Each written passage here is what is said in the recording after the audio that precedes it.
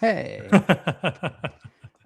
Sorry, I was busy. I'm trying to get my in-studio co-host set up here. I come back and you are actively getting a Buzz Lightyear that you did not show me beforehand. I forgot.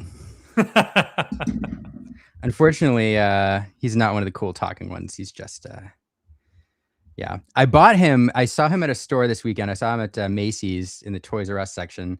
And I bought him purely so that I could take an Instagram photo of him holding a pre-release kit. Literally spent $20 on him just for that photo. So now that you have the Buzz out, I have to admit a forever loss. So at Charlie's Collectible Show, I believe it was two Charlie's Collectible shows ago. One of the vendors had an original Buzz Lightyear action figure toy that they first released when Toy Story came out. And in my heart of hearts, I was like, I need to get it. And then I didn't because I wasn't sure how I was going to fit him on my luggage to get him back home. And right now in this very moment, I'm just regretting it. And oh man, well, you know, I don't know. I'm trying to think of something to console you, but no, I forever regret that decision. No, yeah, I'm excited for Wilds Unknown. I'm excited for Toy Story. I don't know. I'm still planning my content. I have to admit, and I really want to hear about your week. I really want to hear about Brazil. But as I'm talking about doing this photo and buying this stuff, I have to admit that I feel so far behind right now on the content front. I have to apologize for any of our, viewers and people who follow our content. It's hard enough, with a toddler and a job, but with a new one coming in a couple of weeks, or a few weeks rather, I have had such a hard time sitting down to record videos, which is kind of our bread and butter. And so I feel so far behind where I want to be. And it's kind of a daily thing to convince myself, hey, it's okay. It's okay. You this couple months will just be a little rough and you can come back. But I don't know. I appreciate everybody's patience. Well, here's the fun reminder in case no one else has told you. Real life does take precedence over games all the time, especially in the case of an addition to the family. I'd say that's a more than noble break setting that no one would ever be mad about, especially with the break we took last week. We can just kind of touch on that. Just because I was in Brazil and got stuck in Panama coming home. Did. And the day, not only the day of, you were also hey, so family stuff is, getting really, really important today. So I think I'm going to go ahead and just take care of family. And I was like, that's fine because I'm not back in the United States yet. So that is true. You're like, I am in Panama. And I was like, is that a euphemism? You're like, no, I'm stuck in Panama till Wednesday. And I was like, that is hilarious. And probably a sentence that you thought you would never utter in your life. So here's the fun little nugget of that visit. So it was me, Sky, J-Bomb, and another WCC member. I know his Discord name because he is in our Brazil boys. His Discord name is Cameron GG. Sorry, his name is Cameron. So we all got a 2-hour flight delay. The Monday coming back caused us to miss our connection in Panama. We went through 5 different airline options, and every single one had the same story. There's not a single seat on any outbound flight towards the U.S. So they put us up in a hotel for a couple of days, and Tuesday, Sky and I decided that we were going to do something other than stay at the hotel and eat the free food that they were giving us. The food was awesome, by the way. They had like a buffet type thing, so breakfast, lunch, and dinner. The airline ended up like paying for. But Tuesday, Sky and I were like, you know what? We're like a 7-minute Uber ride from the Panama Canal. So why don't we just go check that out? We get there and there's a huge poster sign. It was Morgan Freeman talking about the history of the Panama Canal. And we were like, Morgan Freeman. yeah. So we're like, you know what? Why not? Let's go watch it was an IMAX theater, by the way. So we're like, why don't we go to the IMAX theater and listen to Morgan Freeman tell us about the history of the Panama Canal? And we get in there and we sit down and we're surrounded by like what we assume are like some school groups around us. Mhm. It was like a bunch of other people traveling and not native to Panama. And Sky looks at me and he goes, you know, if Friday you would have told me that I would be in the Panama Canal waiting to listen to the Morgan Freeman documentary, I would have told you you were lying to me. Yep. It was so far outside of our bingo cards that we were like, hey, you know what? Let's go with the flow and see what happens. What is one fun fact you learned about the Panama Canal that you can share with us? So the first two that I thought was fairly interesting. First, the French tried to do it, much like they did building the Egyptian canal. Mhm. But when they went to Panama, they quickly learned that the sand and material in the desert that they used they called it a mammoth trench that they went down. I think they were like 5,000 feet, something like that. As they were digging, they were hitting like actual stone and dirt in Panama instead of like the sand and that type of like looser material. It stopped them dead in their tracks. And also, there's an insane amount of natural disease and things that they were not prepared for and did not properly acclimate to. So the French tried, did not do well in their escapade, and the waters of the river that actually had it was just a really fast flowing river, essentially like blew away all of their progress as they stopped. But then the second fun fact was that Theodore Roosevelt was actually the one that then proposed the American ideal of like, hey, we can go, we can control two separate waterways. We can do what the French failed. Yeah. So then America comes in and instead of fighting against the river, they actually use the current and flow of the river to power the entire operation, and they don't try to cut a mammoth trench. Instead, they just kind of go with the flow of things, and that's what turned into what is now the Panama Canal today. Also, third and final fun fact I will share: the first ship that went through the completed Panama Canal happened the same day that World War I started. So no one cared the first time a ship went through the Panama Canal. That's funny. These are some fun facts that I can that I'll pick up and use. I didn't know the French tried first. I did from one of my favorite YouTube creators, CGP Grey. I did learn about the Scottish colony they tried to establish in Panama, which didn't turn out well, and it bankrupted Scotland, and which is one of the reasons why they ended up joining the UK, which I found fascinating. But no, that's funny. I don't know. In my mind, I'm not gonna lie, I know very little about the Panama Canal, and I had no idea like when it was constructed. So now I've got it all in context.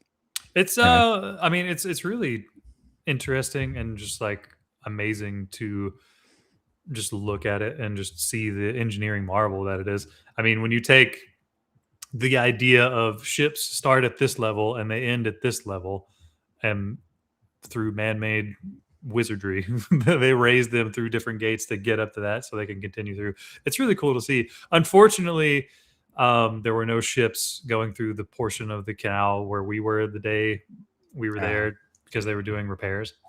But it was just, I mean, just amazing to see, and was absolutely not on my bingo card for the trip. So well, I'm glad you had the opportunity. That's I don't know, that's fun. And that's one of the fun things about like just Disney Lorcana, or any hobby. Like it's Lorcana, but in this instance, but any hobby that like forces you to it invites you to do things otherwise that you wouldn't. And whether it's travel to different cities or meet new people or whatever, like we find these niches, these lanes in life, and then if you embrace them, like you end up just exploring all of these different crazy places and things, and having these wonderful experiences that you, I don't know, never would have otherwise. I know. So. I mean, just another fun fact is like Brazil wasn't really on my bingo card a couple of years ago. Now here I am, just on a whim, going through the weekend. And oh my gosh, the Brazilian community was fantastic. I admittedly was nowhere near prepared for the lack of English that is spoken there. Mm. Google Translate and Tiago, huge shout outs to Tiago for. Speaks Portuguese? Tiago is Brazilian. I didn't know how far back I didn't know he was fluent. Yeah. So I knew he was like Brazilian by heritage. I didn't know that he was like straight up. Yeah. So there were a lot of times if I happened to be around Tiago in the hotel going to they had two separate areas. So there was like the kind of like a buffet area, but then they had a restaurant that was also kind of a buffet area.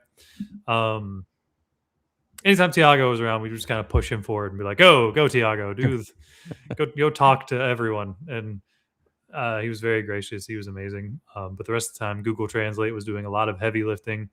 And you can see from these pictures. So fun fact, the Stitch wall was at the mall in Brazil that was not too far away from where our hotel was. The mall was not too terribly different from anything you would see in America, I would say. But their advertising was better in a lot of instances. That was kind of cool to see.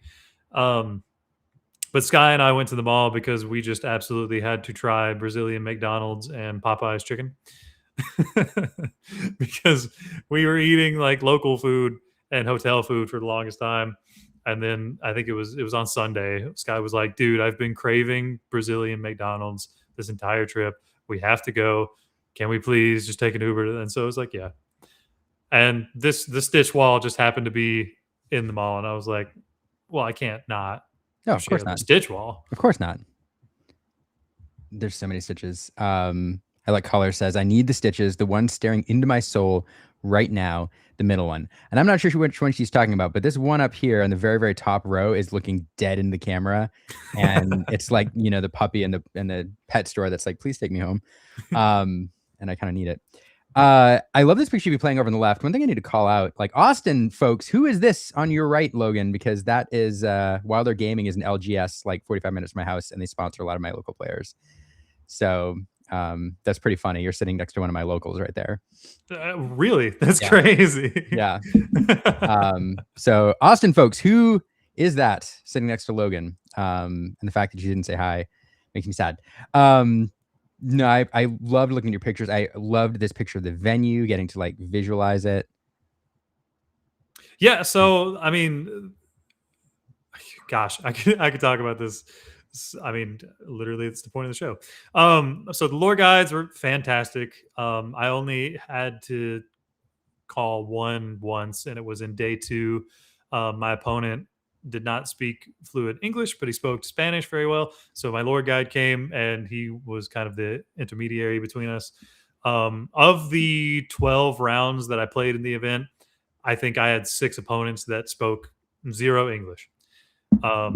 And surprisingly, not as big a problem as you think it would be, because they would play a card. I knew what it did. I would play a card. They would know what it would do. I only had a couple of times where like, I would play I was playing Emerald Sapphire. So I would play like a John Silver, and someone would be like, can I still sing even though I can't quest? Or if I would play a You're Welcome on a character, they would ask, do I have to shuffle and then do I draw? But normally everybody around me, if there was an opponent in front of me that didn't speak fluent English, somebody around would immediately jump in and be like, oh, he's trying to say this, or, oh, this is what's, being happened. The community was fantastic. Everybody was, just as what I expect from the Lorcana community, and incredibly nice, incredibly gracious, incredibly patient for losers like me who could only speak one language. The entire time. So that screen you see in the back, the entirety of day one, they were playing the Toy Story 5 trailer as well as the live action Moana trailer. And that was just on cycle constantly until day two. When day two happened, all of the matches that were streamed were played on that. If you go out those doors to your right, you had all of your food vendors. There were fries. There were like oven pizzas being made. You can go get any type of beverage you can think of. Free ice cream was also outside the doors. Um, I mean, that was just fantastic to have that food option right there. It did not get below 70 any day of the week. Um, so that was, I mean, the weather was beautiful. Fungus had a very fun interaction on day two playing in the Infinity event. He was playing just Ruby Sapphire, as what we know. But in Brazil, they didn't get a lot, if any, of sets 1 through 4. So Oh no. Fungus played a popsicle, and his opponent picked it up and goes, what is this? I don't know. And then he gets to the point in the game where he plays a Sisu, and literally everyone around him goes, what is that? And then he like explains what it does, and they're like, no, it can't do that. That's funny. And just like when they put the pieces together, they're like, oh, you're playing a different game. Yeah. So Fungus day two, when he was going to play the Infinity side event, he was like, yeah, I just brought Ruby Sapphire. It's not innovative or anything, but I just figured I'd give it a shot. And then he goes and he plays into mainly core decks. And he's like, oh, okay, yeah. Yep. I'm playing a different game. That's funny. And unfortunate for a number of different players, I'm sure. That's funny. I love this. Oh yeah. They had a giant Stitch in the entrance, and we were immediately just incredibly jealous. We were like, why don't any North American DLCs get a giant Stitch? This would be so much fun. You know what I love about this Stitch? Like this Stitch, like at some point in event planning, somebody in the company was like, hey, I know of a giant Stitch. And like, it's probably just somebody random, I could get a giant Stitch there. And people are like, a giant Stitch? Well, let's just kick some tires, see if we can get this giant Stitch. And then it shows up at the office, and nobody really envisioned how big this Stitch was. It just rolls in the door, and they have to store it for a little while, and it just randomly shows up. I cannot imagine that in the budget and event proposal, somebody was like, and we're going to include a giant Stitch for an extra, $1,000. But I love it. And I kind of want it in my house. No, it was so cool. Like, I mean, literally all weekend, people, teams, everybody were just taking pictures with the giant Stitch. It was a center point. It was, as soon as you walked in, it was right there. It was the welcome to the DLC moment, right? Because as soon as you get your badge from the entrance table, because you have to go in, and the entrance table's right there, you turn right, and there's Stitch right in front of where you go pick up your promos or sign up for side events or talk to judges. Like, it's just right there, just as the centerpiece. So it was amazing. Yeah, it was probably the most photographed thing all weekend. I think I saw more photos of this Stitch floating around on social media than I did like the trophy or anything else there. So I agree with Magnu Katan here that for sure are worthy investment. Yeah, super fun. I loved it. So yeah, thanks for letting me live vicariously through you over the weekend and posting photos and keeping me updated on where you were. It was a lot of fun. Definitely had a lot of FOMO. No, it was great. Like I said, fantastic event. Got to see a bunch of, just a bunch of friends, right? Got to see Fungus, got to see Tiago, got to see Dave, Attack for Two. Sky and I hung out more than we ever have. Shout out to J-Bomb for letting us stay at his house the night before, and also being our contact point in Chicago. And when we got home on Wednesday early, he opened his house up to us again so we could sleep there. Fantastic weekend. I'm overall proud of my performance. I finished 38th overall. Yet again, the one win shy of being top 32, but I did take the crown of being the highest Emerald Sapphire placing deck in the entire event. It was just a really bad weekend for Emerald Sapphire. So I feel like all things considered, I played well. I placed well, and just ready for the next one. Yeah, I mean, you're knocking on the door every time. I think it's an excellent performance. But I know you won't be satisfied till you crack that top. But right man, there. every time you're right there. It's like one draw away, you know. Quite literally. I can take. I think I can like pinpoint one moment against. It was in day 2 against my Amethyst Steel. My Amethyst Steel opponent. If I had drawn Clarabelle, 7-drop Clarabelle at any point in time during our third game, I would have won. But I could not find 7-drop Clarabelle. So it happens. It does. Well, I'm proud of your performance, and yeah, can't wait to see what the next one. For sure. I don't know. I'm super, not only am I, you know, proud of your performance and excited, you know, to see the event and all that, but it really, I don't know. It was really fun seeing such a large, you know, North American contingent head down and compete. And it really, you know, as much as it would be, I love seeing locals like take tournaments. It is really fun, you know, when you have worlds and things and you have representatives from around the world. I also think it is kind of special when they hold these events like in Brazil, and the Brazilian community gets to see a whole bunch of like their favorite worlds competitors and competitive players from around the world come down and experience their community. So I don't know. It was just really fun seeing a good mix of, you know, people that we know and players that we've grown accustomed to seeing, you know, at the top tables and at these events, mixed in with some of the more diehard members of the Brazilian community and the South American community. So a ton of fun. And I really hope that there are more DLCs in South America in general, but especially in Brazil, you know, moving forward, because that community has been itching for it since day one. So fun fact, the next Brazilian DLC is July 4th. Yeah. There we go. So it's coming incredibly soon. There we go. Are you, yeah. Well, I can't wait to hear who heads down to that one. I have like 3 or 4 people from the local community who've like sent me messages and like, "Are you coming back?" There's one. He was my round 9. Yes, no, he's my round 8 opponent in day 1. Fantastic guy. His Instagram is lore4two. I'll send you that link because I mean he's just a great guy. He sent me a message and he was like, "Hey, the next time you come down, we're gonna have a Brazilian barbecue. You gotta let me know." He and his wife were competing. He was just a fantastic player, fantastic guy. So I'd like to shout him out. And yeah, I mean, just another one of the examples of like how great the Brazilian community just kind of held up my expectations of what the Lorcana community looks like. Yeah, I love it. I solved the Buzz holding the pre-release kit problem. You just got to have him sitting.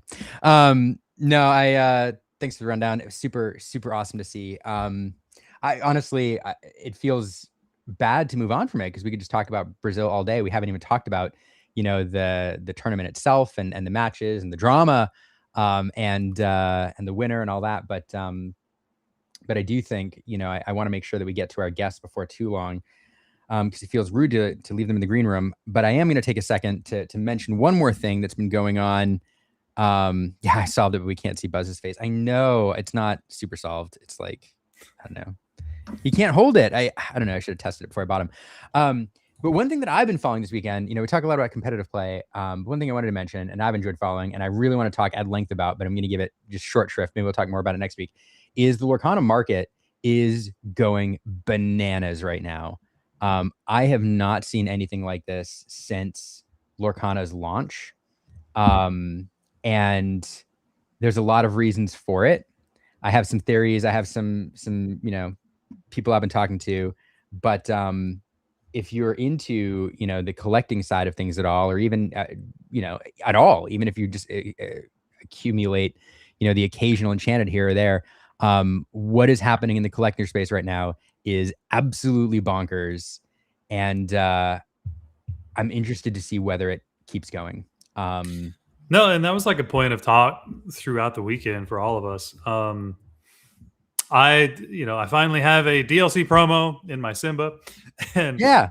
I showed it to J-Bomb. Actually, you know what? Let me, for the funsies, 5 seconds. It's right here. 4, 3, 2, 1.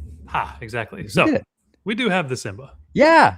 So I don't have a J-Bomb, as much as you may or may not know, he is really, really good at identifying cards that need to be sent out for grading. Mm-hmm. He was basically he's looked at all Sky cards. He looked at all of Tiago's cards. Pretty much anybody who had any day 2 promos, J-Bomb was like eyeballing, and he was like, yeah, so you should send this off, or if you send this off, this is the rating you're likely going to get with it, or et cetera, et cetera. And he looked at my Simba and he's like, this is, in my opinion, an easy 10. You have to send it off to get graded. So I am this week going to send him off to get graded and see if he does, in fact, come back as a 10, because as you were talking about, the Lorcana market is exploding and people are really wanting not only just enchanteds and iconics and things like that in general, but graded cards are starting to go through the roof. So I will see if my good boy is good enough to get that solid rating, and maybe he'll be worth more, and then maybe I'll be even less apt to want to get rid of him, because he's my first my first like day 2 promo that I've actually earned in either season. Well, keep us posted, because I want to see how he comes back. I will say, Lorcana QC gets a bad rap sometimes when we see examples of miscut cards or all that, but Lorcana cards actually grade very, very well. Your success rate on normal enchanteds are very good, and on the promos, for the most part, when you're looking at the foil like promos, the company's done a very, very good job QCing those and making sure that they're pretty good.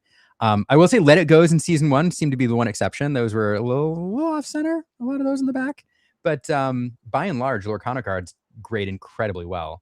And now just leave that fact there. But no, it's really interesting to the market. I'm probably going to do a video on it later, because it's really fascinating. It has implications for the game as a whole, but overall, it's a pretty good thing, I think, in terms of as much as it's a bummer when it prices people out of certain enchanteds they've been eyeballing. Overall, it means it's a pretty healthy thing in terms of what it says about the collector view of the game, the longevity of the game, because nobody buys a card at a certain price point if they don't think it's going to at least hold that value long term. There are people in it to like flip and stuff like that, but in general, people making the big bucks purchases are ones who think this game's going to be around a long, long, long time. And these are people who study this kind of thing and who live in this world. So overall, it's really kind of exciting to see, even though the negative side effect is on the enchanted front, sometimes it does cause them to be unattainable for some people unless you open them. But it's really fascinating to see. We'll talk more about it later, because I don't want to leave our guests in the green room for too long. So we have a whole set that's coming out in a week. We do. We should talk more about it. We should. Want to do that? Absolutely. All right. I'm very excited about it. Well, who did we bring in this week to talk to the fine folks watching this show? So we have Fumbles, who has been with us before to talk about tier lists and cards and beginning of set things, but then also a community favorite, and I mean, anybody who's met him just loves him. Kurt of Team Maelstrom, coming in to let us know what he thinks of Wilds Unknown and his first few cards that he's eyeballing to want to try and break. Well, let's bring both in. Rapid fire right now. Bam. Let's do it. Bam. With my little bit of computer lag. There it is. I slightly feel like Kurt is getting undersold here. You mean like one of the best players in Lorcana? In the world, yeah. Yeah. What do you mean? I mean, he's a... Logan, we got to work on the hype, man. I don't know how you can hype up Kurt any more than just putting his face on the screen. Coming in at 6'1". That's a guess based on my eyeballing of his height. You nailed it. Yes. That's a professional call right there. No, Kurt, super excited to have you here. Kurt, I don't know. The one prop I'll give Kurt is like never afraid. Like the cosplay is always there, never afraid to ham it up. And like my favorite thing is like at Worlds, there's like, you know, we all know, we're all sad about it. There was like nobody there. You know, it was just the competitors, it was the commentators. We're in a small room. And there comes Kurt, like in the full getup, ready to go, you know, just ready to just have a good time and just like bring joy to the game, even though it's, you know, there's very few spectators there. So I don't know, it was a lot of fun, and you changed the whole dynamic of that event for me, and I loved it. So I don't know. Thank you. Yeah, it was. I knew it was going to be a fun time, anyways, but really having a good time. I knew it was going to put me in the right mindset for it. So yeah, wanted to do it up. It did. It was a blast. I want to pick your brain about Worlds, but we'll do that. We'll do that at a later time. Because I've learned, we've done several of these segments now where we rank cards and you know, we rank metas and all that. When we bring really smart people and passionate Lorcana players in, I've learned it always takes longer than you think it will to get through that segment, because people have a lot to say. So I feel like we should kind of just, I guess, you know what? Before we move into this segment and I introduce it, I just want to ask you all three of you generally, how are you all feeling about Wilds Unknown? Are you excited? Is this a more powerful set? What are your overall impressions? Let's start with Kurt. Oh, I think it's an awesome set. I think it's a really good set in that there's not a lot of cards that are just straight up good, although one of the cards I did pick is exactly that. But a lot of the cards require you to do other things in order to make them good. And if you do that, it works. And I think that the synergy parts of Lorcana are all starting to really hit for this set. And I think it also is going to make the rotation really fun looking forward. And then Fumbles. Yeah, I mean, I completely agree. The set looks great. I think exactly what Kurt said. This set looks like even better post rotation. And I think the coolest thing I've seen so far is that, you know, there's full decks with like only Wilds Unknown cards pretty much. That's like a very exciting thing. Like good decks, you know, not like just out of the starter set, you know. So Red Yellow Toys comes to mind, and what else? You know, some other toys themes, or I'm blanking here, but yeah, some other cool decks too. Yeah, I mean, for me, that's kind of like the highlight of the set, right? Toy Story was my first movie that I actually saw in theaters as a child, so I have like a lot of ties to Toy Story in general. Buzz Lightyear being one of my favorite Disney characters ever is finally in the game. The toy archetype is real. They have so much support that makes them viable, even if this current core set doesn't show their entire power. Post rotation, I think toys are going to be just on up there with something really powerful you can do by themselves. Yeah. Man, I'm excited to see. I've not gotten to play much. I've gotten to watch a little bit and experiment a little bit. So I'm really excited to dive in, because I love good decks, but I also love like theme and flavorful decks, because that's what makes Lorcana, or really any TCG, fun, but Lorcana in particular. So the fact that we can dive into toys, and even as somebody pointed out in the chat, Markout saying he had a blast playing yellow purple madrigals, a synergy, a type that's had support before, like way back in Shimmering Skies, but really it didn't feel complete.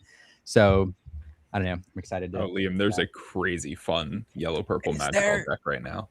Yeah, I need to get the list. And it plays Chef Goofy. It's like everything you've ever wanted. I need it.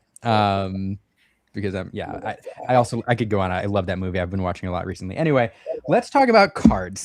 So we actually started this segment way back in the day. We've been doing this most sets back in the day for reasons we won't go into in detail. This segment used to be called the Lab Fab 5. Logan gets the reference. Now we've changed it up. What we like to do is bring in some folks every set and talk about the cards that are impressing them the most. Now, here's the thing. This time around, I do not have them in any specific order. So I'm sure that you all have a card that you think is the most powerful. Perhaps you don't. You're just like, these are 5 cards. I've kind of grouped them according to a common card. If you all had them on the list, I've kind of grouped them together. But the big thing to mention is they are in no particular order necessarily. Although all of you feel free to say if you think a card is the best or the second best, etc. Most of you followed my rules. I'll just leave it at that. And with that, let's take a look at the first series of cards.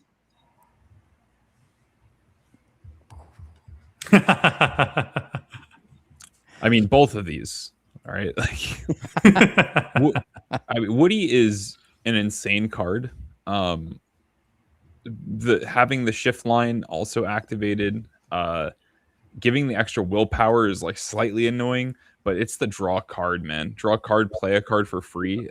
This card is like everything like the Amber deck kind of lives for right now. At least the Amber Seals and the green yellow decks.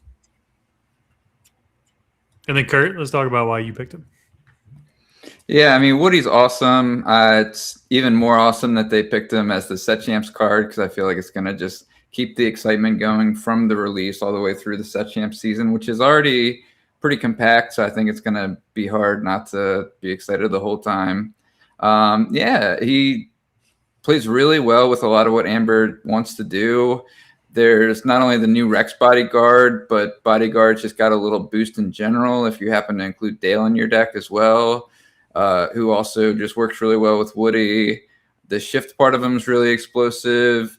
And you have the 1 cost and the 4 cost Woody that are both solid in a dedicated toy deck. So, yeah, I think Woody's just really good. And it seems like also with a couple of these movies, they didn't add much of the sequels. They added a little bit, but not too much of the sequels for those movies. So we're definitely going to see more going forward as well. And I guess I'll talk about my boy. So obviously he works really well with the Woody shift cost. Woody has a 1-drop, so you're able to play the 1-drop Woody, play Bullseye on turn 2, and then shift Woody on turn 3. I mean, just the stats and the cost for what Bullseye can do, also being a solid singer. It just comes down turn earlier, so he can sing a Cood. He can sing Strength of a Raging Fire. Fits just automatically well into Amber Steel. He's also the best singer for You've Got a Friend in Me. Also the best singer for You've Got a Friend in Me. I mean, he's just Bullseye, I think, is going to be a very, very powerful card. And at a common in Amber, I just think he's going to be incredibly represented in a lot of decks. And if you're playing Woody, you're going to be playing Bullseye. Yeah, I love these cards. I love the toy synergy. I know I mentioned it before, but one of the things that I felt, and I don't know if you all tell me if you feel the same way. One of the things that I felt through the first, I don't know, maybe even up until this point, is that the design team seemed to be afraid of giving us like a complete deck. And you saw that with Brooms, for example, Madrigals, there's some other racers. Like they gave us a fun deck, but all of these decks always felt like they were just a card or two short from being like meta relevant on their own. And so, I mean, of course, we saw Brooms splashed into, Amethyst Steel or things like that. And so these cards, some of them were played, but in general, it did feel like they were afraid to give us like a sliver deck that you could just go run over people with, to use another TCG reference. And it does feel like with this set, they've kind of given us. I've yet to see whether or not it's a complete package for meta relevancy, but at least it feels very, very good and fun, and that it clicks. And where Brooms felt like a card or two short, it does feel like we'll see with these toys decks that feel kind of like a complete package. I don't know. No, I agree with you. I think there's maybe 3, 4, maybe more decks that were like full like packages, pretty much. Red Purple Heroes is one I saw. Mm-hmm. Purple Steel Dwarfs, green yellow toys, red yellow toys. It's cool. Yeah, I definitely agree with that. This set is a good step in the right direction for that. I mentioned it on Podcana as well, but in Lorcana, you don't have this deck space for specific resource cards. Your cards are inkable, so you need to play 60 cards. And so even if you have 4 really good cards in your deck that all synergize well, it's still a quarter of your deck pretty much, where you need to have like almost 30 good cards that all work together in order for these little incremental advantages of types to be worth it. And I think they're starting to nail it. Even if it's not necessarily you get 30 cards from a new set, you at least get enough good ones plus some old ones, and then probably some new ones coming out too, to make those strategies like a centerpiece of your deck, which I think is just more fun too when talking about the game. Like, I played against Emerald, or I played against dogs, or I played against superheroes, or I played against items. That's just more fun to talk about decks, in my opinion, when the decks have a theme rather than just the colors of good cards. Yeah, I agree, especially in this game. So move on this list. 2 of you had a card in common. I'm always interested to see if there's any cards that whenever there are common cards between people. It's interesting when there are one-ofs, but whenever there's common cards. So I did take the opportunity to build this slide. I put a good tweet out about this card. I call her Brick House. Man, this might be one. So I don't even know where to start. This card is infinity playable. It's core playable. It's just everything kind of what blue 4-drops wanted. Like, it has the stats, has the ward to protect against certain matchups. Yeah, I like Merryweather. Kurt? I like Brick House. That's my favorite. Just letting it all hang out. Yeah, she's really good and is pretty much the opposite of everything we've been talking about with this set, because Merryweather just kind of works on her own. It's nice if you have a 2-cost ramp and ink to do something with her, but you might even play her in like a blue steel Kiwi deck in Infinity. Just a really good card. And honestly, something that Sapphire decks desperately needed. They needed some good way to impact the board, because it seems like every time Sapphire gets a theme or goes a little bit too hard, it gets a little too good, whether that was ramping ink or drawing too many cards with Hiram Popsicle. So this is finally something for Sapphire to be able to just immediately affect the board. And just happens to work in all these little spots to be a really solid card. So it doesn't surprise me that we all had this one. I mean, just mirroring what they said. It's playable in core. It's playable in Infinity. It might become one of the de facto 4-drops for any Sapphire deck. A lot of decks are now pairing, Merryweather into Scuttle. Just ward is a really good keyword, and her stats being what they are. I mean, she's coming down and she's just bigger than most other things that your opponents are doing for their 4 cost. Yeah, she plays really well into pretty much everything. That's so funny. I don't know. I kind of cracked up to see this on the list because I knew people were talking about her, but like, I don't know. When you see cards like, Maui Shark, get printed, or Tamatoa, you're like, oh my goodness, this ability is nuts. And then there are cards that are just like stats and they're just good. And, you all who've been playing this game for a hot minute can look at them and be like, oh yeah, that slots perfectly here. And its stats are great.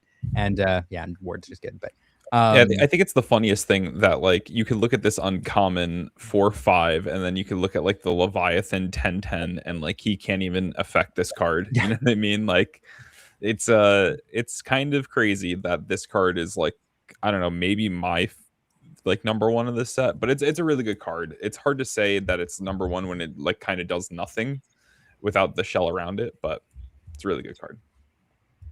Yeah. Super cool. It's an artist I don't recognize too, which I appreciate.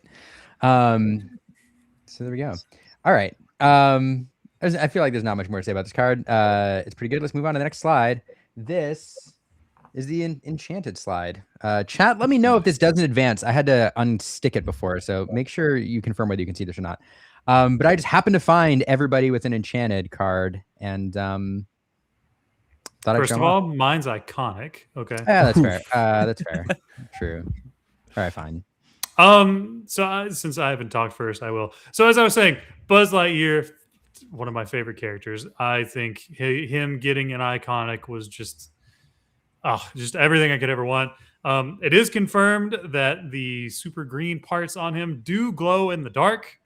So I will be needing an iconic Buzz Lightyear. I mean, the artwork just speaks for itself. It's just fantastic. Everything from the character to his mannerisms to the way he looks to the background. It's perfect. But then, like, I guess I can talk about the text on the card. He has a lot of solid little guys that are good shift targets. There's a solid 2-drop that's a 3/3. That's just a perfect shift target. And he does a lot of powerful things, right? We don't have a lot of really good recursion actions other than like Mother Knows Best, maybe Strike a Good Match, maybe You're Welcome. But he's able to buy back like Malicious, Mean, and Scary combos for Prince Philip being an Emerald. But then, like, you pair him with the second part. Whenever you play an action, chosen character gets +1 lore this turn. So that's not a once per turn thing. That's whenever you play an action. So you can get to a point in the game where you could snowball really quickly, kind of the same way Boost does, but you're proactively doing things. So, say you have a bunch of songs that you're able to sing in succession with him, you can just pump up one guy and swing for game pretty quickly. I don't know. I love the card. I think it's really flavorful. I think it's awesome. I am going to be doing my best to build a deck that actually showcases how powerful I think he is. I don't know. I see him and it just makes me happy. I could talk about You've Got a Friend in Me because Feels like an appropriate card to follow. Man, it's a card that like I probably won't ever play, but I hate when it's played against me. So the annoying thing about the yellow toys is that, you know, Woody draws a card, Jesse draws a card, this draws you 2 cards because you're building the deck around it. So it's look at the top 4 cards, put 2 toys into your hand, correct? Yes.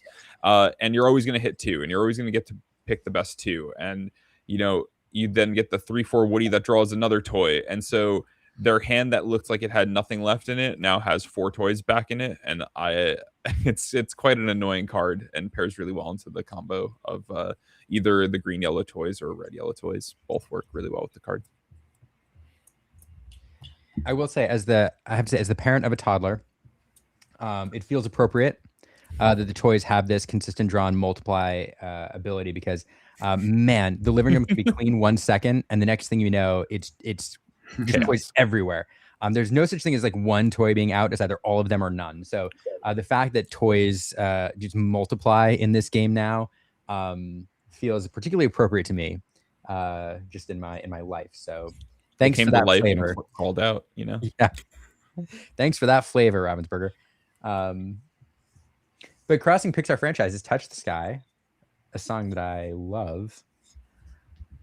Yeah, I really like the Buzz Lightyear too, and he works pretty well with one of the other cards that I picked. Then I ended up just putting more copies of Index than the Buzz Lightyear, but he's still really sweet, especially just all 3 Buzz Lightyears kind of all work together in the same deck. But yeah, I picked Touch the Sky as one of the cards because I felt like it's such a unique effect. It gives Steel some extra card draw that it doesn't really have that much of.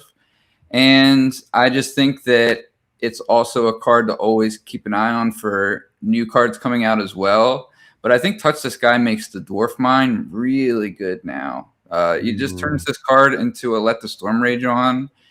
You can also use it in Fat Cat's Club and just use it as a Friends on the Other Side too. Or even Library and draw a card and have a character there.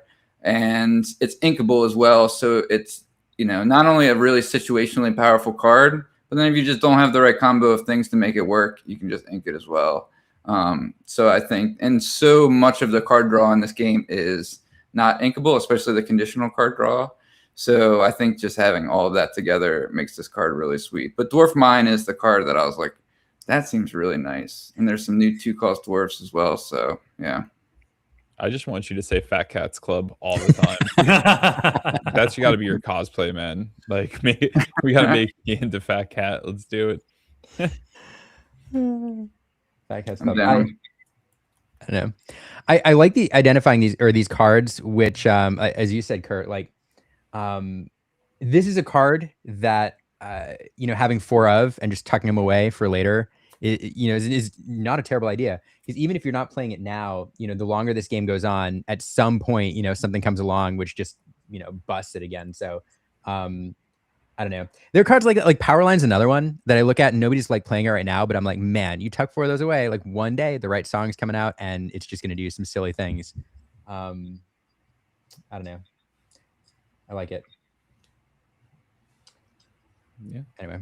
Okay. Before we go on, I'm going to nerd out about art for just a brief second, just because it's probably self-explanatory, but I love the enchanteds and the iconics in this set. One of the things about Art Nouveau as an art style is it was very, very common, and in most pieces you'll see the art create the frame for the image. And as a visual way to tie all of the enchanteds and stuff in this set together, when you see them all side by side, I do love that we get that effect.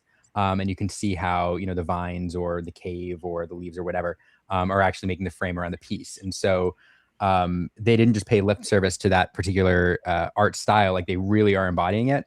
And you on a card by itself, like you kind of see it, but when you see them all side by side like this, or multiple of them, like it really highlights what they were doing with this set. And it feels like they feel like a set, and I kind of love it.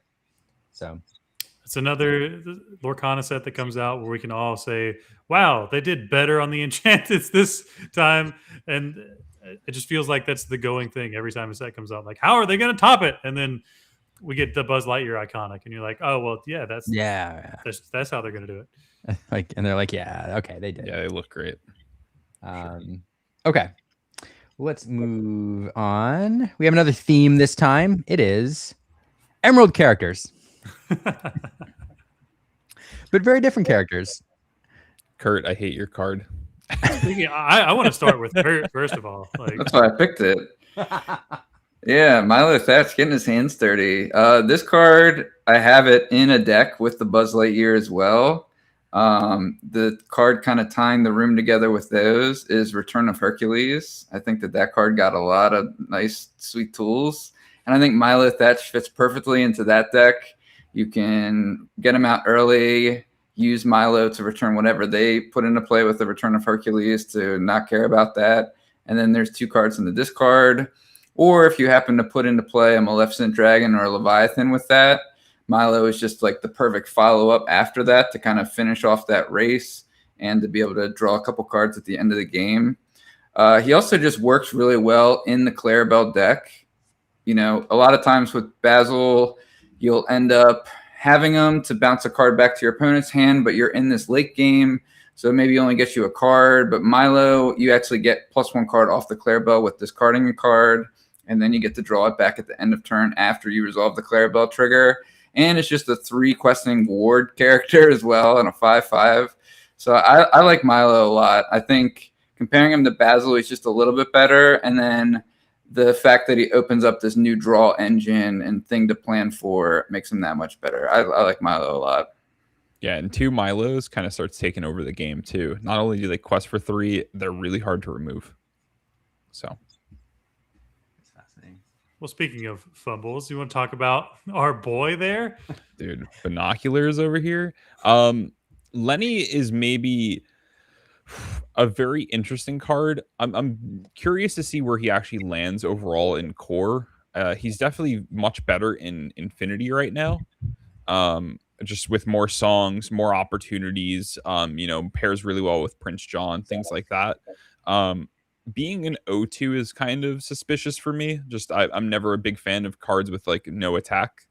I want all my cards to fight, but if you could fight the hand, it's kind of doing that as well. So Lenny can be pretty annoying, and I've seen him do some cool things with like bibbity bobbity boo, like bouncing like Hercules back, getting back the song, like playing another song.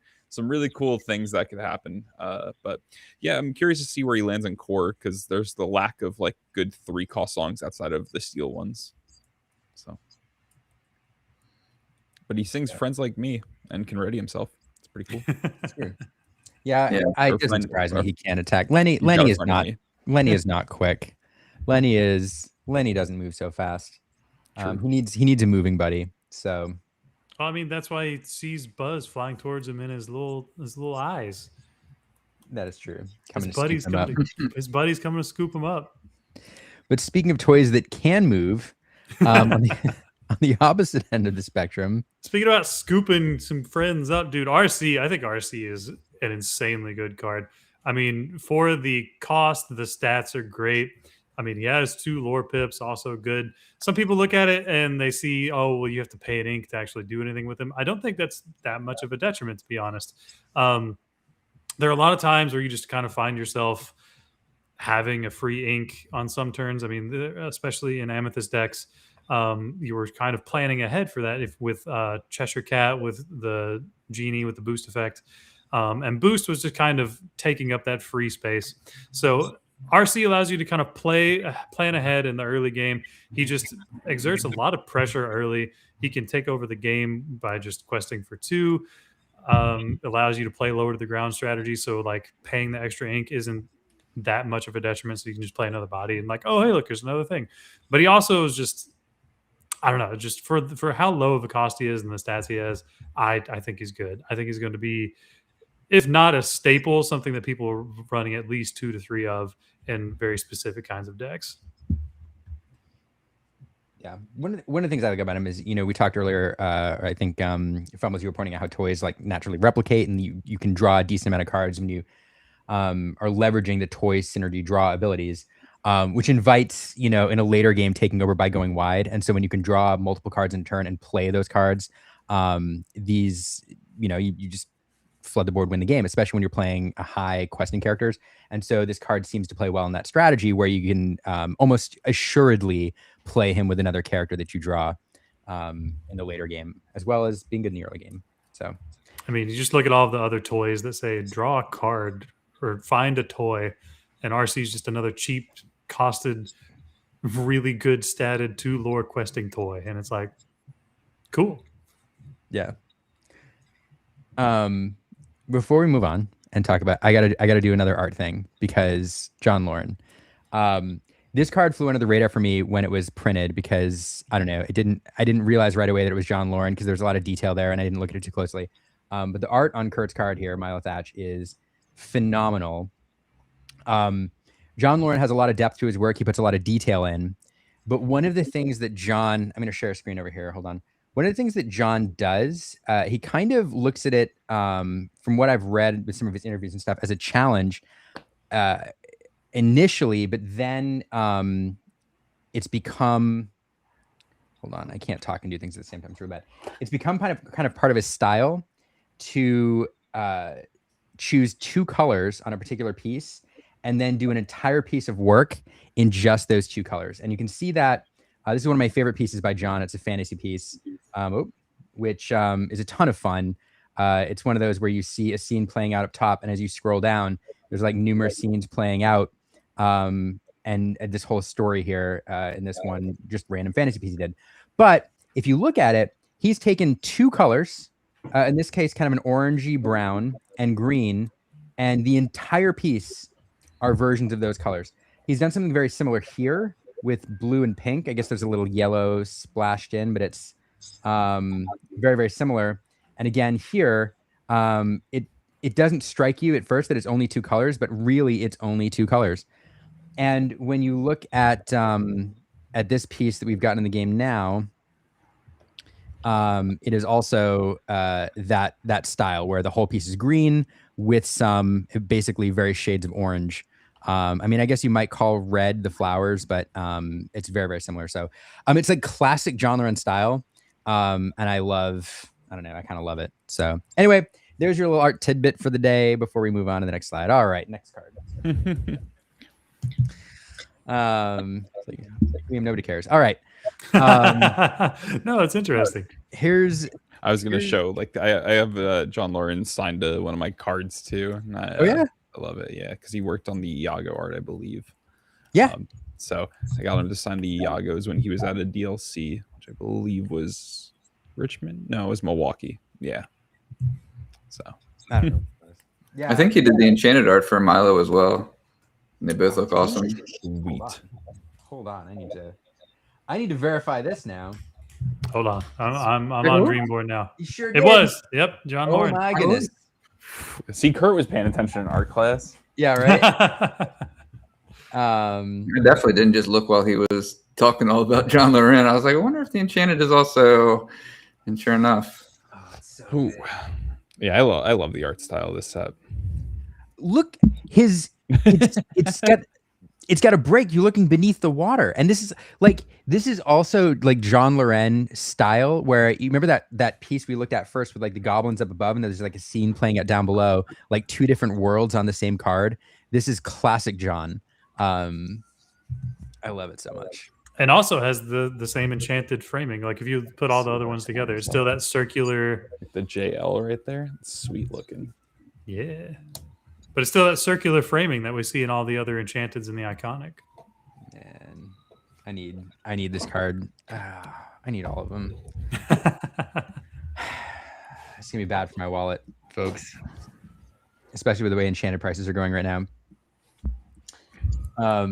Logan, talk about your bird, man. Oh, sorry to cut you off. No. I was gonna make a frame observation because a Kurt's card is like interesting because you don't have the full circle, but it does still get the frame with the punch, the scene. Anyway, but yeah, let's talk about the bird because the first thing I'll say before Logan talks is I don't know who Diablo's agent is, but whoever is advocating for Diablo inside Ravensburger is doing a heck of a job because he keeps getting cards for a character whose name nobody knew prior to Lorcana coming out. So, Logan, what's up? What's up with this? Dude, let's talk about my bird boy. So, as everybody knows, I mean, I love birds in general. But this card is essentially just Mr. Smee, but better. I really don't know how to say it. Like there's so many solid villain characters that you just put down. Like, I mean, let's just look at. Oh, let me go. I'm sure Fumbles probably has a villain character that's a Captain Hook, Ursula, yeah, Deceiver of All. Those are two good ones. Sure, we start with Captain Hook, but then we can also just go to, Deceiver of All. We can go if we want to go into Amber, like the Queen, also a villain. So if you look at Infinity, this card can just open up the turn 3 I'm singing a whole new world. And I'm questing with Diablo, and you can't take out my singer because I have Diablo sideways. So you have to take him out in a challenge where you can take out my singer 5 that's going to continue to wreak havoc on your life. Oh, and also he cracks back for 3 because why not? I think in Infinity or even post rotation, if we get more solid villain cards, this guy is just going to be absolutely cracked in half. Like I said, like people were mad that they couldn't play 8 copies of Mr. Smee, and now we just have conditional Mr. Smee, but it's the condition's so stupid easy to meet. No, I love him. I love the artwork. I mean, just the entirety of it is just cool. It's flavorful. It's amazing, and it's exactly what you want in a Steel 2-drop. Yeah. Sorry, I'm laughing at Color's comment here. And a shift target. I mean, it kind of has everything, right? So yeah, the shift target part is that's really solid for green steel, honestly. Yeah, I had Diablo and Dale also in my top 10, pretty much top 5, but I wanted to have like a nice mix of top 5 cards. And Diablo's stats are just really good. Same with Dale. But yeah. Let's talk about Mr. Incredible though, Kurt. Yeah, so Mr. Incredible, it was either Mr. or Mrs. Incredible that I wanted to include for this because I think they're both pretty good. But I decided to go with Mr. Incredible. He's just a little more interesting of a card. Mrs. Incredible, while solid, just does the same old Amethyst stuff, where Mr. Incredible is finally a way for Ruby to draw some more cards. But also, we have a couple sweet superheroes or villains already around. We have Isis, who just works really well in a deck that wants to challenge anyways, and is a 4-cost 4/4 on her own right. And then you also have Frozone coming out as well as another way to exert characters to get Mr. Incredible going. Also, just having a shift is pretty good. The extra strength, I think, doesn't matter that much. But yeah, I think it's just also a type that there's going to be more. Mrs. Incredible is a bit more flexible. Very nice. And, but I do think Mr. Incredible has not only a decent shot of seeing some play, but just the card that has the most upside going forward, especially after a rotation and after we get an Incredible 2 set possibly. So, yeah. It's a good gotcha card too. Like, Red has a lot of very strong like fighters, and then you get afraid to quest. Miss Incredible opens up the like idea that she could challenge into like Genie or Dumbo or all these other evasives, and then you could play Mr. Incredible and then draw some cards. So it's a good little trap to set. Yeah, it also works really well with One Last Hope, and if you get a Next Stop Olympus in the mix too, You're cooking. yeah, then that's, and you kind of need to, if you're going to play a Ruby Steel deck, you need to really cling on to those synergies to try to eke out a game, because you're not going to do it through just regular good advantages you get from Lorcana with Ruby Steel. You really got to work hard, but I think Mr. Incredible does the job. Yeah, and speaking of doing the job, Dale is going to make a lot of people do math very weirdly in Lorcana. I think that's going to be one of my favorite pieces of early set 12 is seeing people kind of adjust to Dale and how to like calculate how much damage is coming back at you. How much do I have to hit something for? Will my character get banished? There's going to be a few take backs, but overall, very cool card. Him questing for 2 and him being a 4 cost, I think, is what makes him really stand out. Because if he was like 1 more, it'd be probably a little too expensive. He curves nicely into playing Elsa the following turn. He also makes all of your 1/4 purple cards become 4/4s. A lot of high willpower characters, very low strength characters out there. Very annoying card to deal with in core right now. Slightly playable in Infinity, but I would say he's certainly a core monster. So, I mean, we're still looking at a fairly challenge-heavy meta in core. So, I mean, all of a sudden, you pair this with any of the Amethyst 1-drops, right? You're looking at Palace Guard. All of a sudden, he's swinging for 4, taking out daisies left and right, and you're like, okay, this is kind of egregious. Yeah, and I mean, I think him having the weakness of he's going to get under the seed is probably healthy for the game. So I agree. If he was like an actual 4/4 or something like that, yeah, just be careful about when you play Dale though, because he doesn't like work with support and things of that nature, like anything that like actually pluses your attack, because none of that matters. It's all based off the willpower. So we shall learn together. Yeah. This into an Elsa does just feel mean though. It's one of my favorite things to do ever. Elsa cracking in for 5. There's going to be a point in every Disney Lorcana player's career when they get hit with that combo for the first time. And it's just going to feel so bad. Yeah. Shout out to Nicholas Cole for a new piece. Any Nicholas Cole piece is fantastic. And Cam Kendall, really good friend, fantastic artist. He's actually does a lot of comic books as well as a lot of board games you may have played. And I love seeing his pieces as well. So great job there. I can't help it with the art pieces, folks. I'm sorry.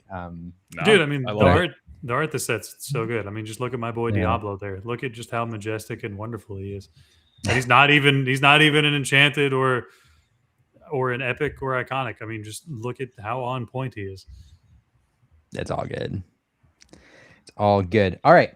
Well, those are the top 5 cards that everybody listed for the most part, except some people can't follow the rules. So we have an extra bonus list here. They were like my honorable mentions. Well, the problem was with your list, because they're not like ranked necessarily, I didn't know which ones were the honorable mentions. Nope, that's fine. But just as a fun fact before we talk about honorable mentions, can we talk about how this is the first Amethyst card that we saw on any of our lists? Yeah. I'm not the biggest fan of a lot of the Amethyst cards. Luisa Madrigal is maybe like my favorite. The 1-drop Luisa is probably my favorite Amethyst card we got, like overall. I mean, like, Dash is good, but like, don't. If anybody plays Dash against me for game, we're not friends. I'm just saying it right now.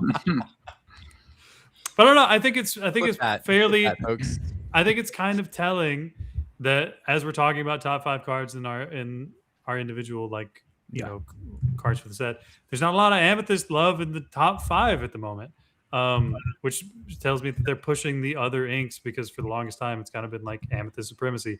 Every set comes out and it's like, all right, what's Amethyst going to get that's just going to make it over the top? And now there's just like a bunch of powerful things happening in other inks that we're like, no, I'm really excited to try this out.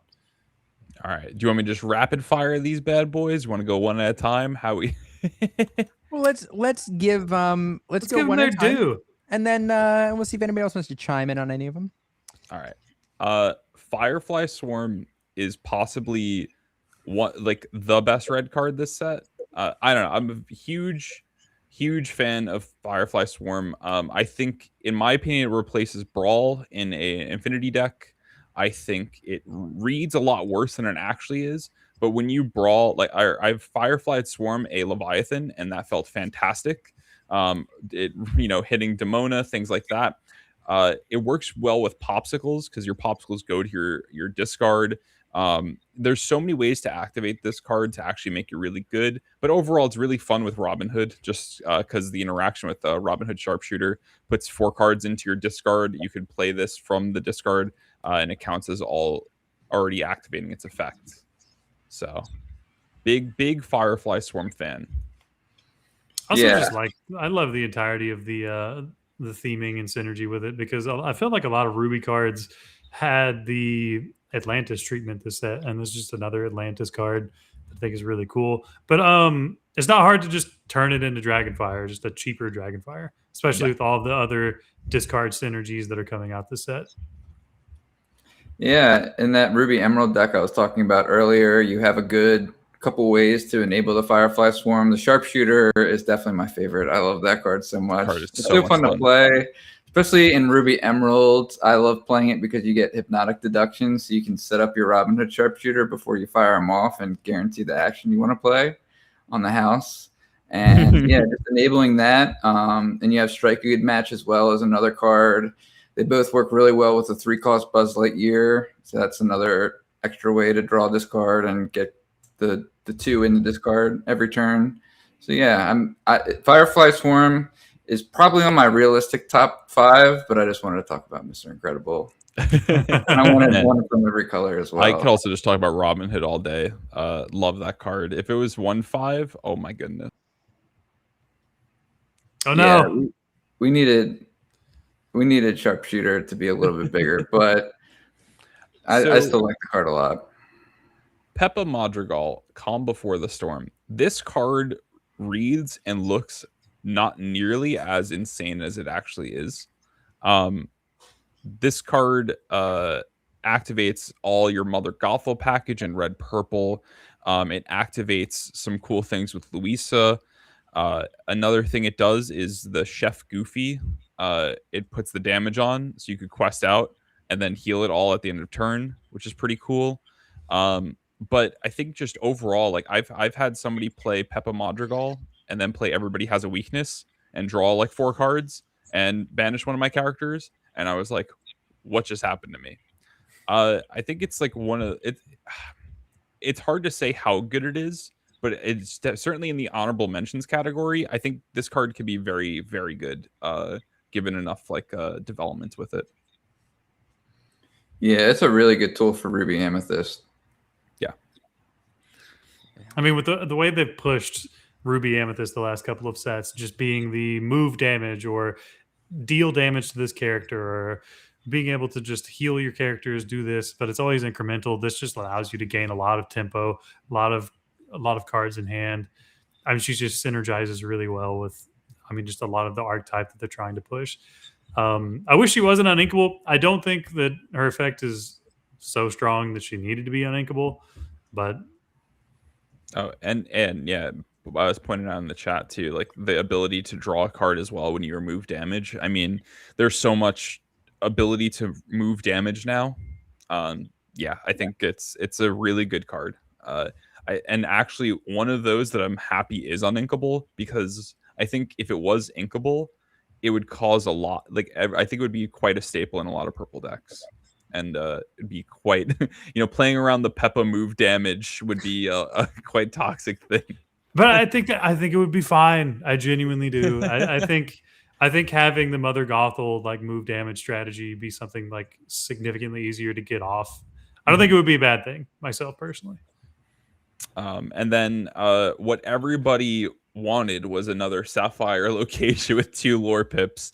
I started off this set playing blue yellow with the new Kita legendary, and blue yellow kind of getting Casa Madrigal is brings it back to what Ruby Sapphire was before rotation. It's certainly not as strong as a McDuck Manor, but it could be it could be more annoying to remove because your opponent's characters can heal it and heal themselves. So I think it's quite a good card. I don't know if it would be like one of those that every blue deck would play it, because 7 willpower can kind of get beat up pretty easily now. I mean, Mr. Incredible can hit for 12 or 24. Who knows how much he could actually hit for. And same with like all these cards now that have so much strength, like a Namari or things like that. So we'll see how strong it actually is, but I think in those longer control blue decks, it's not a bad 2 of or something like that. Yeah, I will say, as somebody who enjoys theme decks and Encanto and flavor and all that, it hurts my soul that the proponents of Madrigals are in Amber and Amethyst, and Casa Madrigal is in Sapphire. Makes me sad. Makes me real sad. Well, now that I've seen Peppa, like it couldn't have been an Amethyst. It could not have been an Amethyst location. Absolutely not. Yeah, Casa Madrigal is also. Oh, sorry, it's just another good card with Touch the Sky as well. So it might not quite be enough locations to want to have that, but yeah, it's just another buff for that card too. Because what we wanted to set was a possibly better McDuck Manor. That's what everybody was really hoping for. Right? So bring it back, please. We haven't seen that card in a while. They're just like priming us for infinity, right? They're just reminding us. Yeah, I think it's a really good card too, like after rotation and things like that. Just having like now that we have a board wipe back in the game, and technically we have a few now, right? We have Malicious, Mean, and Scary, Philip, we have Leviathan. So there is ways to activate it, or like get the effectiveness of clearing a board and then playing locations. But it's certainly something people will have to be ready for, especially if that comes to be the truth of set 12 or set 13 forward. Yeah. Well, I'm excited to explore the set. I thank you all for that. That was a ton of fun. I enjoy listening to how all of you approach the game. I enjoy Kurt just bringing in a couple fun cards as well that he just wants to talk about. But yeah, it's a ton of fun. So to close off, because we are getting close to time. I do want to ask all three of you. We've talked about cards that are fun. You've indicated synergies that you've enjoyed playing with, decks that you think are fun. What is the first deck that you are excited when you get your hands on actual cards and you're getting ready to go play in your first Core Constructed event? What is the first deck that you are building in Core Constructed, given Wilds Unknown, and why? Oh, I want Kurt to answer first. Probably going to be Ruby Emerald, just because it was one of my favorite decks to play right before the rotation, where you would combo off with Robin Hood Sharpshooter. So just being able to do that again, I think it's going to be good. I also think it just works out really well having the Return of Hercules Leviathan combo against all of these really strong Amber character decks now.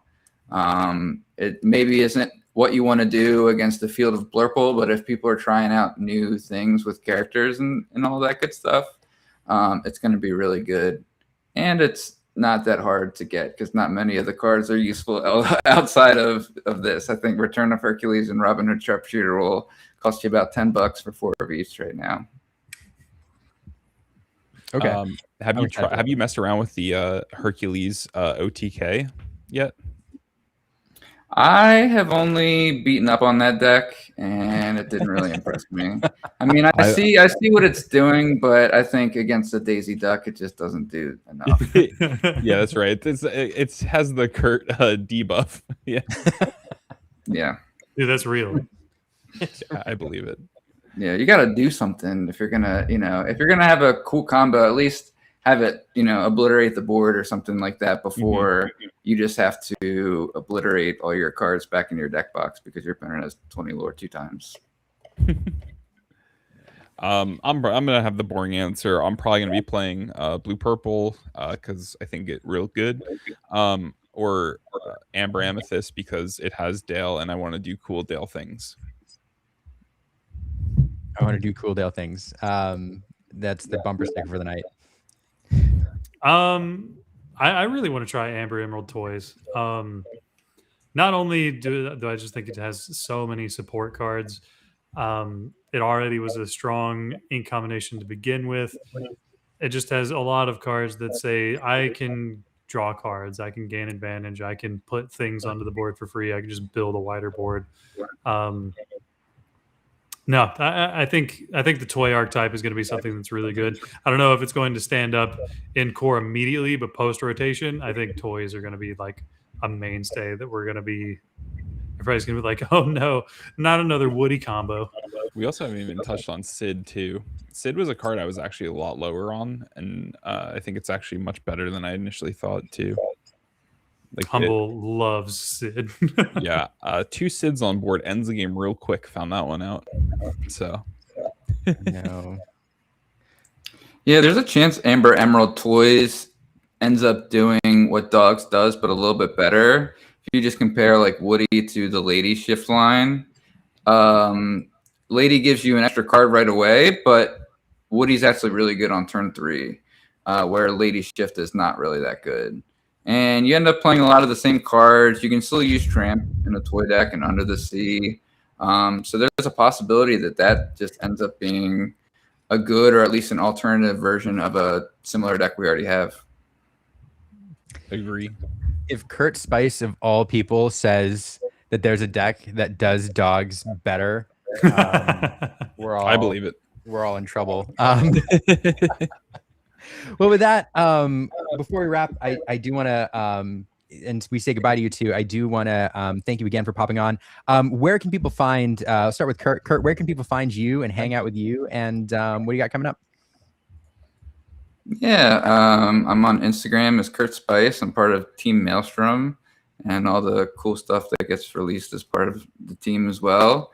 And I'll be playing with the team in at least Indianapolis and Anaheim. I may make it down to Houston for the Charlie's Collectible event. I haven't played in any this season, so I figure I might as well get my butt to one and try to qualify for their excellent invitational that they've got going on. Yeah. I'm excited. I'm excited to see you at multiple of those events. Yeah, keep me posted. Fumbles. Yeah, you could find me on Twitter at Fumbles Lorcana, pretty much where I'm at, or just message me on Discord and annoy me because I'm always on Discord and always playing the game. Yeah, and events, I might cancel my trip to ETB's CCQ because I'm not enjoying Infinity too much, but I'll probably still go. And then, go X2 and then go get lunch. That's the game plan in Canada. And then Indy and the Rochester CCQ that got announced not too long ago. So those are my next few events. That's awesome. Rochester is not on my radar. I need to add that to my calendar for SA. Yeah, going to be doing the drive up from New York City to Rochester. Good old 5.5 to 6 hour drive. Yeah, which is not that bad overall. I've heard others complain about their 8-hour drive, so I don't really feel like I have a right. But I'd much rather do a 2-hour flight. But it's also flights are insanely expensive. So that is true, and there's one less airline to carry them now. It turns out. It turns out. Kurt told us like 2 days before they announced it, and I was like, "No, surely not." And then Yeah, they were like, "All right, Kurt just knows." The TCG gamer market in shambles with Spirit Airlines gone. Yeah, even from Baltimore, I think Rochester is also 5 or 6 hours. That's like the most interesting piece of geography, that New York City is just so far from it. But that's like, I think it's the first tournament after the rotation. Yeah, if I'm not mistaken. It's just right after. So that's going to be kind of an exciting time to go to an event for sure.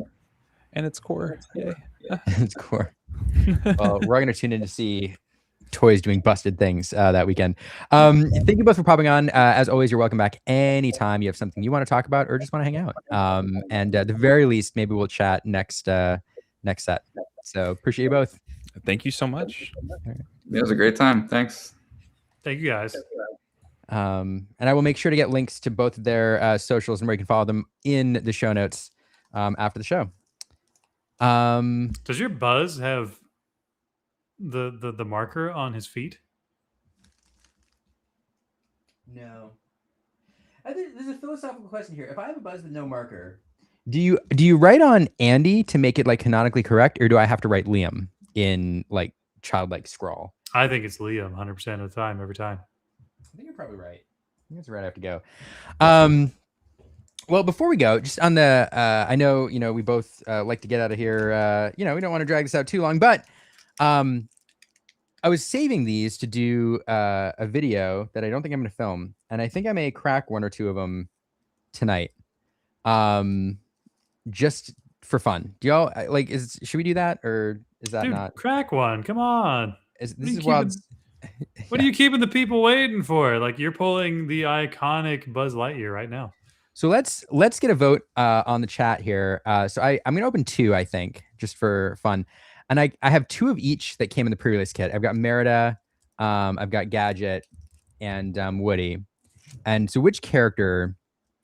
Oh, I see a vote for Merida immediately.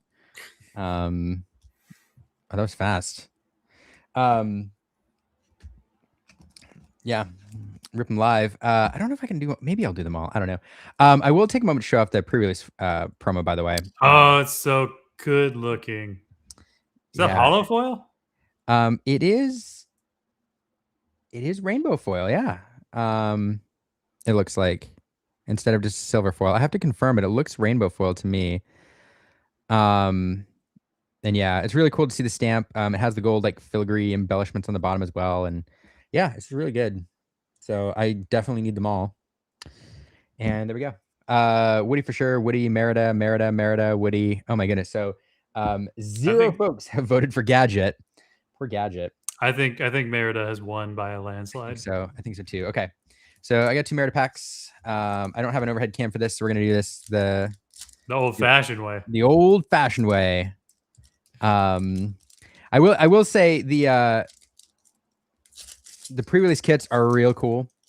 If you've done, Magic or any other game with pre-release kits, like you kind of know what to expect. It's very, very similar, but it's really, really cool to see them in Lorcana. The postcards are real great.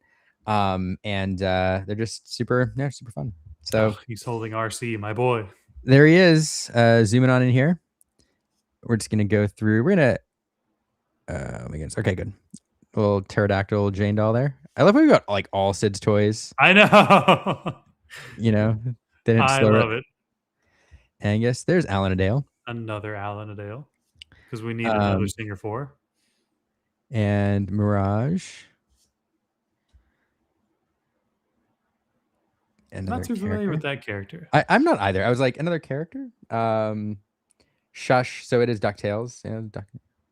Yeah, and that's why, because I was never a big DuckTales fan. But interesting collab on this art between Valentina Grasuza and Grace Tron. Two artists you don't usually see them collab together, so that's an interesting one. Fun Pluto here. Lord Macintosh. Hand in the box. All right, now I think we're to the rare. Yeah. Rare. The Claw. I am a little bummed that he's not a character. Like, I know it would not make sense. Right? I know it's not sentient, but making the Claw a deity, like a la Pudge, would have been just so delightful. So on point with flavor too. Oh, it's something spicy. What do we got here? Hey, seems appropriate. Seems appropriate. I mean, look, the Merida vote went through. I know. It's pretty good. I feel like out of 6 packs, getting one legendary in your pre-release kit's pretty. Oh man. Oh hey. What are we gonna see here?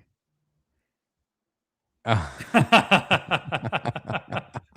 Dude, pretty good pack. Dude, the Merida vote coming through pretty hard. Right. Probably the best pack in the box, right? Like, I mean, surely it's all like downhill from there. So like Now here's the important question for me: are there art cards on the back? Oh, would you like to know? Kinda.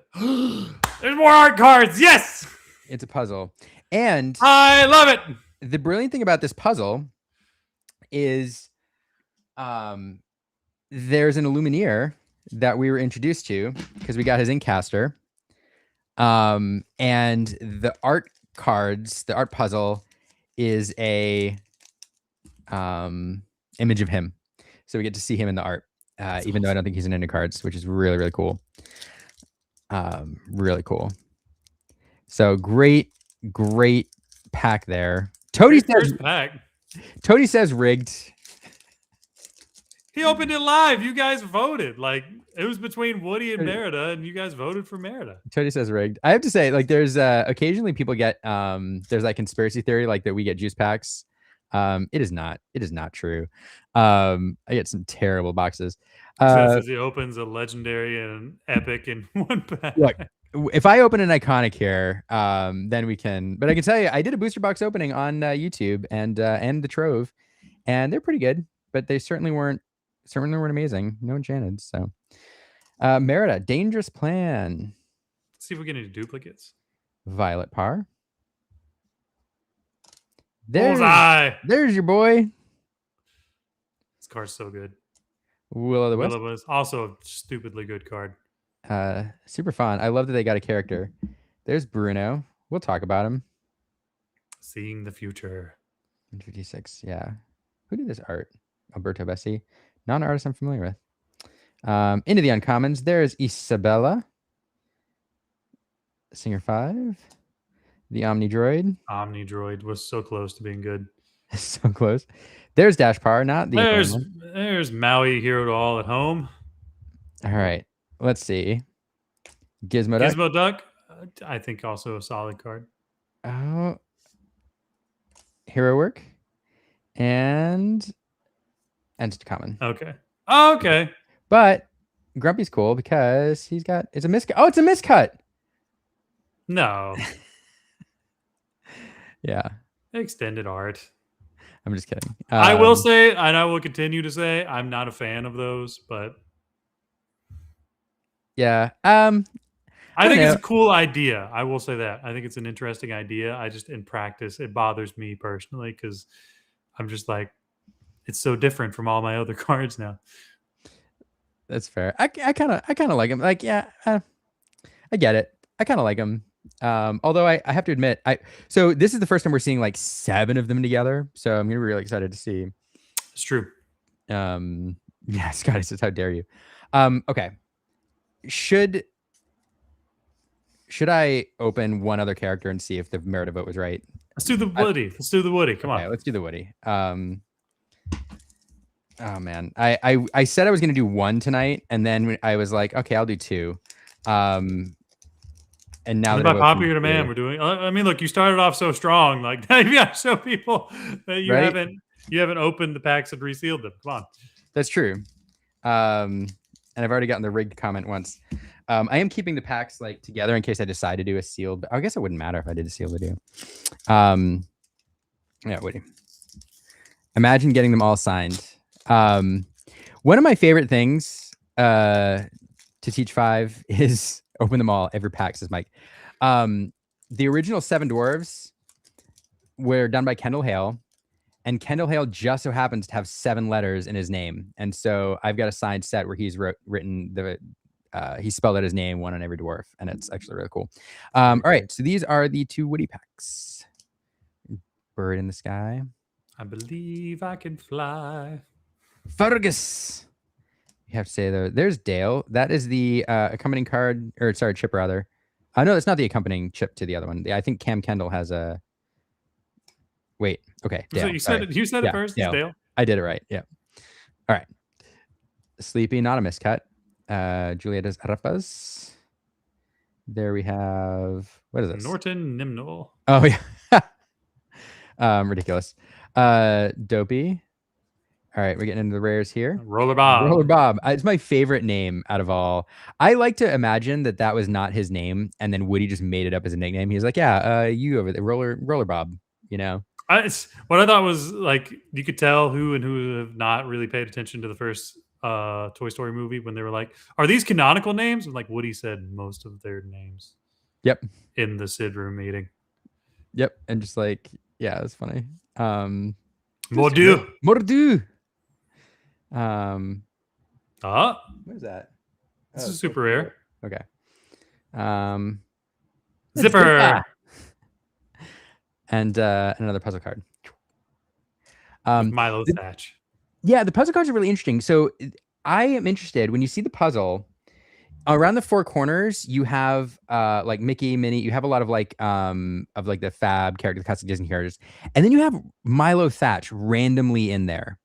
It's really fascinating. Yeah, I feel like they're hinting at something. I don't know, because he doesn't. Milo's going to be important. Calling it. I think he must be. Like, I wasn't too on to that until I saw like him as a random addition in the frame of the art cards, which you can all see in the booster box opening that we posted on YouTube, if you're interested. Oh, like when Color and I opened. Oh shoot, was it Random Jafar? Random Jafar, like all my product. I think I got 3 cases. It took me 2 cases before I finished the first puzzle. Yeah, it's funny. You always have that one piece you're missing. Milo is Fab, Scotty, more packs, yay. Yeah, I'm doing the Woody packs, and then I don't know. We'll see how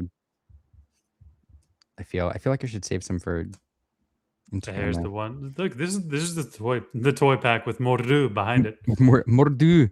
Pixar pack for sure. And there's Fauna. Classic Disney. Into the uncommons, we have the Huntsman. Oh, I actually don't think I've seen this card. Yeah, sometimes we get these like random cards. I guess we have a bunch of dwarves, so I guess he's not random franchise. But sometimes I love when you get the splash of like random one-off characters. Like we have a Zeus in this set, and I don't think we've ever seen the Huntsman in the game. I think is this the first time for the Huntsman? That's the first Huntsman. That's cool. There's Louisa. I'll have to fact check that, but I think you're probably right. I'm doing it now. Pedro Madrigal. Oh, I lied. Okay, set 2, we had the Huntsman, but it's been since set 2. He is he's only the second copy of the Huntsman. That's crazy. Who is this? Who is this? Is this Pedro Madrigal? Yeah. Who is Pedro Madrigal? I'm not familiar enough with the movie to tell you. Folks in the chat are saying there was a steel one in set 2, which I do vaguely remember now. Yeah, that's what I'm saying. Like, he was bad. No one played him. That's okay. So Ferguson, that's what I thought. That's what I thought, and then I was like, wow, they gave him a card. Pedro is like, you never see him. He's Alma's husband who is murdered, which started the whole Madrigal thing. So that's really crazy cool that he got a card. Makes me happy. Here is Cruella, the traveler guide person. Right? There's Gadget. Is this a sign that we should open Gadget packs? Might be. And then Violet. Okay. Violet Parr. You started off so strong, man. Nothing was gonna like the majority of the new. Yep. That's yeah. Maybe I can get his face. All right. I'm gonna save one pack for an Instagram video. So I'll open one more because I can't help myself. And I don't know. I feel like it's appropriate. All right. So Logan, 1 or 2? We gotta go with number 2. Okay. All right. Last pack. Thanks for Jess. In the chat. All right. Last one of the night. Last one. Joshua Sweet, medical officer. It is funny. Like these packs are like super cool right now because they're not out yet. Like opening feels super special. And in like 3 or 4 days, it's gonna be like, it's just more Wild Unknown packs. Big 3, my lord. Holds up 2 fingers. Yeah. Fat Cats Club. All right. So Tony said I take back my rigged comment. Yeah. Well, now that he's taken it back, watch me hit an enchanted, and that accusation is gonna come right back. This is the iconic Buzz right here. I love this art. I think I What love is- every Robin Hood art. What is Fat Cats Club from? I don't know. I think it's from Rescue Rangers. I think Fat Cat is a Rescue Ranger. Oh, he froze for a second. Hold on. Guys, we may never know. Guys, I have no cards. No. Oh, is he back? Back. There you go. You're back. Okay. All right. Woo. Yeah. Pedro. I don't think they ever said Pedro's name in the movie. You all are giving me a hard time. This is a great piece of connecting artwork. There's the chip that goes with the Dale. Oh no. Chip and Dale. There's Lord Dingwall. All right, let's see. Let's see if this pack is no. Flora. And Oh no. oh, we're not there yet. Monterey Jack. Monterey Jack. All right. Now. Dun, dun, dun, dun, dun, dun, dun, dun, dun, dun. Black border. Oh. Ah. Pedro. Another Pedro. The packs are they're like, oh, you dishonor. See, look at that. Ooh. Really pretty. Really pretty. Wait, so does it have like? I don't want to know. I'll figure it out. Okay. I'll make a tweet about it when I get them. Okay. It's a 3x3, so it's not like crazy like some of the others we've seen. Listen, that fits perfectly in my binder. Yeah, but it's really good. And I love, we got this new what's his name? Azum. Come on, folks. We have his Inkcaster. I forget his name. Anyway, we have his Inkcaster, and there's one pack left, says Mike. The Lorcana God says, learn his name. You will know my name, says Pedro. Amazu, thank you, Color. Yeah, so we got Amazu's Inkcaster, and everybody's like, who's Amazu? Like, new Illumineer, and then we got a picture of him in the puzzles, which was great of them. All right, Logan, thanks for hanging out a little bit longer. Just let me scratch that itch. No, it's wonderful. Like, new sets coming out. I don't have cards yet, but shout out to Sharp Gaming, because that is where I will be getting my product this go around. McPhilly's awesome. Shop's awesome. They have a CCQ coming up in a couple of months that I'm locked in for, that I'm going to be going to. Yeah, I'm glad to have friends like that that I met by pure happenstance through work years ago. And now here we are this much farther later. And now I'm like, hey, what do you got in the way of Wilds Unknown product? And he was like, yes. I still need to order some. I haven't been ordering some, I haven't been ordering many in the most recent sets, but I do have a display with like sealed boxes. And so at the very least I need to get one. And yeah, so I gotta secure that. Fairy Queen, yes, I'm going to Sharp Gaming. That CCQ. Yeah, it should be fun. Excited for that. Speaking of CCQs, I heard DCI sold out. So that's super cool as well. No, that's amazing. I'm so happy that they sold out. I mean, it's just like we've talked about before. It's another one of those third-party events that's been going on for a very long time. And now that it's, starting to pick up steam, it got the CCQ, and they're only just going to get the support to do it bigger and better every time. It's awesome. We need more Charlie's Collectible shows, Inc., DCIs, Sharp Gamings. Like, we need more of those. So seeing them this go around when they have the chance to get recognized by Ravensburger for what they're doing for the community and getting the CCQ qualifications is just awesome. I love to see it. 100% agree. And I can't wait for this weekend as well. Hey folks, if you are doing a pre-release this weekend, if you're going to an event, send us some pictures, send us your stories. We want to talk about them next week. We're going to highlight, some of the community events and some of the pre-releases that are going on around the country, do some shout outs to some various stores. So send us your pictures, jump in the Discord server, tag us, and let us know what you're up to. But next time we talk, Logan, on Monday, Wilds Unknown will be in hand for a lot of folks, and that's super exciting. Anything else before we close out?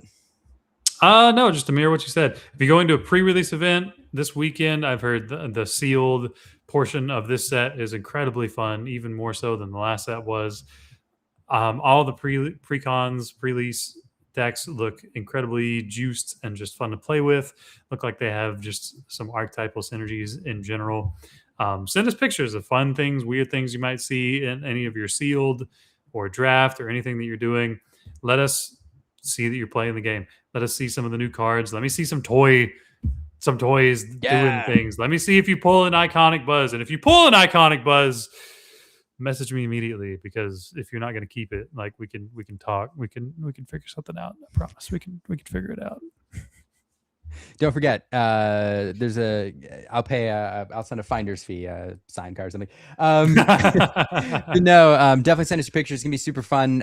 Can't wait to see what everybody gets up to next weekend. Last thing I want to do before we go, even though because I forgot to do this earlier, we shout out some of our Patreon supporters and our viewers all the time. I want to give a special shout out this week to Inkwell Lounge. Chris has been doing some awesome content, some great community interviews. And was recently on the Mad Drafter with Quest with Cole. So if you aren't following Inkwell Lounge, you should be. It's one of the oldest Lorcana interview channels. And I'm going to make sure to drop a link in the chat here during the credits. So just want to give a shout out to Chris for all the good work he's doing for the community. And appreciate all of your support, Chris. So everybody follow him. All right. With that, should we say bye? I think we should say bye. Bye.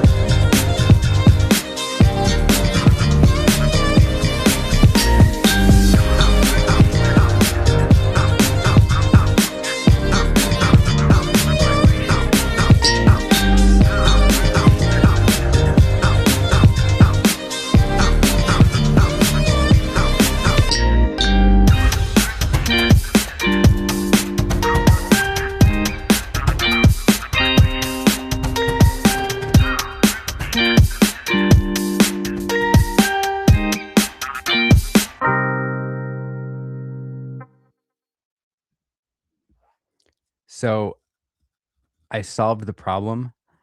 It turns out when you take all of the weight out of the pre-release pack, Buzz can